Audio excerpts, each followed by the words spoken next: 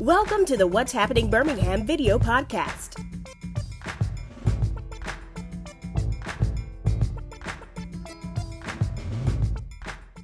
Your family traditions, culture, and stories are your legacy. So is your health history. Join the All of Us research program and share your health information. Through research, your legacy can help build a healthier future for all of us.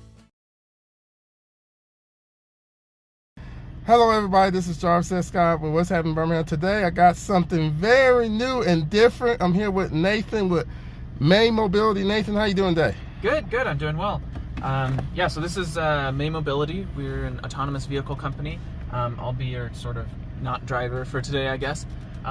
So I'll have everyone buckle in and make sure, before we get started, we're going to be doing an autonomous demonstration lap just kind of around City Hall building here. And this is just to show off sort of what our technology is about. This is kind of a smaller demonstration, so we're going to have to take a minute to drive manually a little bit to get the vehicle localized and understand where it is, because usually we operate in like geofenced areas, so we've only mapped out a certain portion of the area. Once that happens, just check, is this going on all right? Yep. Okay. Once that happens, you'll see up here it says manual right now. But then once I click a button and the vehicle says it's ready to go, that'll click over to autonomous and then it'll be driving itself. Where are you other gentlemen from? We're with the Community Foundation of Greater Birmingham. Okay, fantastic. Do you have any questions before we get started? When this type of technology first became very popular, autonomous vehicles? I mean, it kind of depends. The very, very first was, I want to say, like 2010s, 2012, something like that was when it was basically just out of the lab. But I mean, it's growing in popularity, and we're out on the streets giving public rides today. So I don't know. It's been growing in the past couple of years for sure. Okay, what other cities have you all done? Yeah, so we've. I'm gonna go ahead and get us started just manually, and then I'll show you when we're engaged in the autonomy system. But we've operated in 12 cities across the U.S. and Japan. We're currently operating in Sun City, Arizona, Ann Arbor, Michigan, which is also where we're headquartered. We're in Arlington, Texas, also with VIA, and we're in Grand Rapids, Minnesota as well, with Detroit and California coming pretty soon, as well as Florida. Okay, now I think Sarah, so this is electric. Is this electric? This is a hybrid, actually. Hybrid, okay, hybrid both, okay. So we have a couple advantages for hybrid, and one of the big ones we see is that we can actually work with your city and deploy, even if you don't have a big electric charging infrastructure, right? So like some of these rural towns that we're in, they don't really have very many electric charging stations, and so you don't have to have that huge infrastructure lift in order to get this spun up and ready. But we're definitely looking towards future platforms of all electric, because a lot of people do want all electric, and so it really depends on our stakeholders. Okay, so from the minute you crank up the car, how long does it take usually for it to become autonomous? So right now we're just doing a little bit of localization. In our actual deployments, it'd be autonomous mode from the second you get in the car until the second you step out. But since this is a short demo, we have to sort of get it spun up, and that can take anywhere from 3 minutes to 10 or 15 minutes. But I kind of got it started beforehand, so we should be getting ready to go here in just 2 or 3 minutes at most. What's the max speed? Yep, so we currently drive at 30 miles an hour up to 35 mile an hour roads, and that's currently our max speed, but we're looking to increase that going forward. Is part of having to sort of test run it, getting the vehicle acclimated to the route and the surroundings? Absolutely. So I came here on Friday and mapped out this area over the weekend, but normally when we operate a site, we will come a couple months beforehand and map out all the streets and annotate and make sure we have all of the the traffic lights and the stop signs and the speed limits and everything like that all mapped out, so the vehicle knows where all that is. And also we do some tuning to kind of adjust the driving behavior. So driving in Florida is very different than driving in Minnesota, which is still different from driving in California. So we can make some tweaks to our driving behavior that way too. So this is a more of a fixed route Yeah, type so thing. How do you handle mapping when it's just a on demand? Yeah, so we always still operate in fixed geofenced areas. So we'll map out a specific area of a city. We work with cities and say, hey, where do you have transit deficits? Where are there transit deserts? Where are there places where there's bus lines that aren't really performing as well? And so we look with cities on how we can help them with those challenges, and that's kind of where we plan out our service. And then we map out the roads in that area. And then have a certain number of predefined stopping points.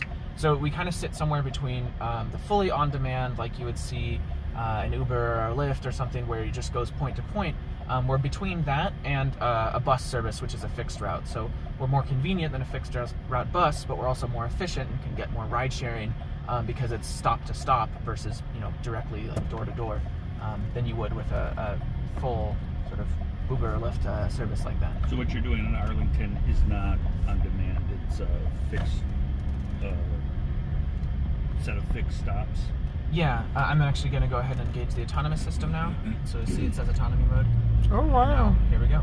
And you can't see my feet, but I'm not doing anything down there either. Okay. But yeah, no, Arlington is actually an on-demand service. So it's in the sense of it's on demand with a certain number of pickup points, but we're not a fixed route in between those points. So, we won't necessarily pick you up directly at your doorstep, but we'll have a stop like down the street, right? So you go down the street and you and your neighbor all pick it up at that spot, and then you all go to the mall together or something like that. So, the major question I want to ask is, does it know how to automatically do parallel parking? So we usually don't do parking for a long period of time, and Okay. that actually gets at a really interesting thing that we're trying to do is we're looking at how does the world and how do cities change when we start to reduce the need for personal car ownership, right? This car drives around. You don't need to drive it and park it somewhere, right? You go to work and you park your car, and your car spends 90% of the day just sitting around waiting for you to come back and get in it, right? So like all these sides of the street, all of the parking lots, all of those, once you start to reduce the need for that personal car ownership, you can kind of reduce the need for parking and all that space. This whole building here, this could be an office building, this could be housing, this could be a park, right? That whole parking lot is just dedicated for cars doing nothing, basically. So we're not actually trying to, we'll pull off to the side of the road and stuff, but we're not going to be parking anywhere for a long period of time. Oh, wow. And what type of technology is being used? Is it radar? Yeah, radar, LiDAR, cameras, kind of all of the above. We've got 9 cameras, 5 LiDARs, 5 radars, as well as like GPS. What's the difference between LiDAR and radar? Oh, that's a great question. So radar, it's just the frequency of light, the spectrum of light that it uses. So radar uses radio waves, like you get your car radio. LiDAR uses the same frequency that your TV remote uses. So it uses IR and it bounces off. And that just they give a little bit different information. Radar's really good at giving you like speed information and detecting large metal objects like cars. LiDAR is good at getting more granular information, seeing smaller things like pedestrians and trash cans and things like that. So does it, like, for example, I have like a Nissan Sentra, like if I get real close, it'll start doing beep, beep, beep, beep, beep. So even with this, it'll kind of just, does it somewhat do like an automatic stop? Yeah, so this vehicle is completely in control. I'm not doing anything at all. It has a good sense of exactly where it is and exactly where all the rest of the vehicles in the environment are. Like you can see on the screen here, there's like all these cars in blue and the truck behind us and everything. So all of that is part of what the vehicle is sensing and understanding. You should probably see this pedestrian coming up here on the side once we pass on the sidewalk. So it does all of that to understand where to go and what it's going to be doing. Yeah, and it's interesting, like it stops, knows when it's green, when the traffic signal turns red.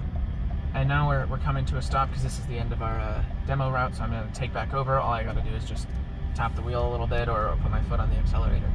But yeah, the traffic lights, like you were saying, this is our traffic light sensing camera. Oh, wow, okay. And so that is done all on board the vehicle as well. And what is that doing? Is it video? Mm-hmm. Yep. So this, exactly. It's classifying the traffic light.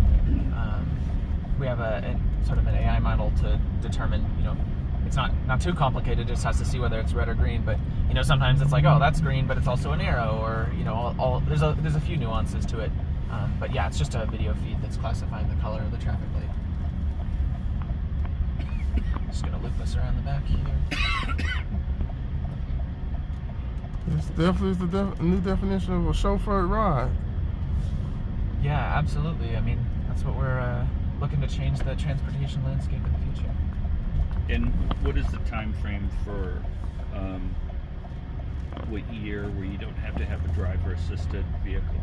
Oh, so we already have that. So in Sun City, Arizona, we just launched our driver out service. So it really depends on the jurisdiction. And initially we're going to launch with sitting someone in the driver's seat. But sometimes we get federal money, and there's stipulations where you have to have someone here, or the state laws or things. But it really depends on sort of the jurisdiction and the technical environment as well. But like in Arizona, we've been operating there for 6 months with a driver, and then all the stakeholders there were comfortable, and so we said, and we were confident enough in our performance with given everything we'd seen. It's like, oh yeah, they haven't had to touch the wheel for months or anything, right? So then we're like, all right, yeah, we're gonna go ahead and take out the driver. Well, Nathan, thank you for giving us a tour. If you hear the voices in the background, I met some new friends, Gus and Chris with Birmingham Community Foundation. Hello. It was a guest podcast host. That's all I want to say on the tour. So thank you all for watching. Please check out what'shappenedbirmingham.com for more interviews. Don't forget to subscribe to the YouTube channel. Check out the audio version, but I think you want to see the video version of this. But the audio version is on Apple Podcasts. Thank you all again, and check this out, coming soon to Mass Transit May Mobility. Thank you all. Bye-bye. Thanks. Thank you for watching the What's Happening Birmingham video podcast. Please check out our website, app, or subscribe to our YouTube channel for the latest videos today.